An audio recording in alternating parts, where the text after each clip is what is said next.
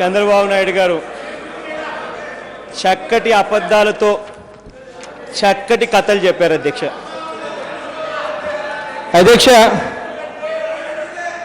గతం గురించి చంద్రబాబు నాయుడు గారు మాట్లాడారు అధ్యక్ష.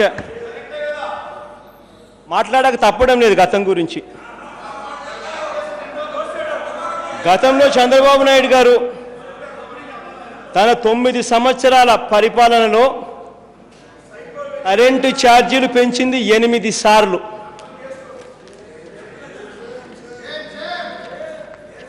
ఇదిగో అధ్యక్ష, వాళ్ళ గజెట్ ఈనాడు దినపత్రికలో వచ్చిన కథనాలు అధ్యక్ష.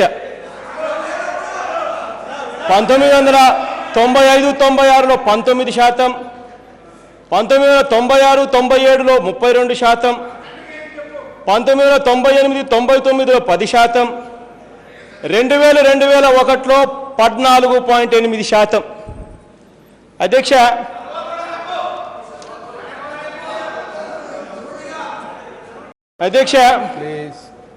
మరి 2004 నుంచి 2009 ఆ దివంగత నేత, ఆ ప్రీతమ నాయకుడు రాజశేఖర రెడ్డి గారి హయాంలో రూపాయి కూడా కరెంటు ఛార్జీలు పెరగలేదు సార్.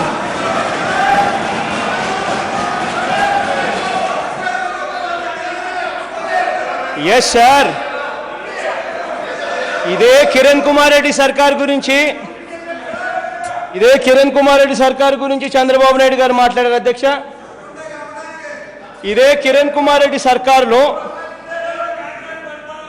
23,000 రెగ్యులర్ ఛార్జీలు 12,494 కోట్లు పెరిగాయని, మొత్తం సర్దుబాటు ఛార్జీలు మరో 10,962 కోట్లని, ఈ రెండు కలిపితే దాదాపుగా 23,456 కోట్లు పెరిగాయని ఇదే చంద్రబాబు నాయుడు గారు చెప్పుకొచ్చారు.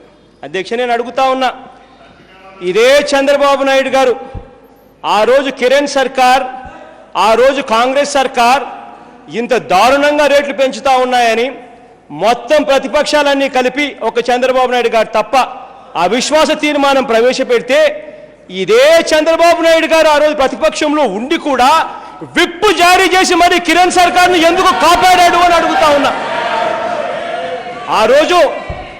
ఆ రోజు చంద్రబాబు నాయుడు గారు విప్పు జారీ చేసి కిరణ్ సర్కార్ను కాపాడిన రోజు 294 మంది శాసనసభ్యులున్న అసెంబ్లీలో హాఫ్ వే మార్క్ అంటే 148 మంది శాసనసభ్యులు హాఫ్ వే మార్క్.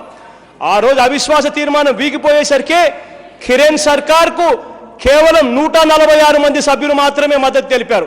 అంటే హాఫ్ వే మార్క్ కన్నా 2 సభ్యులు తక్కువ.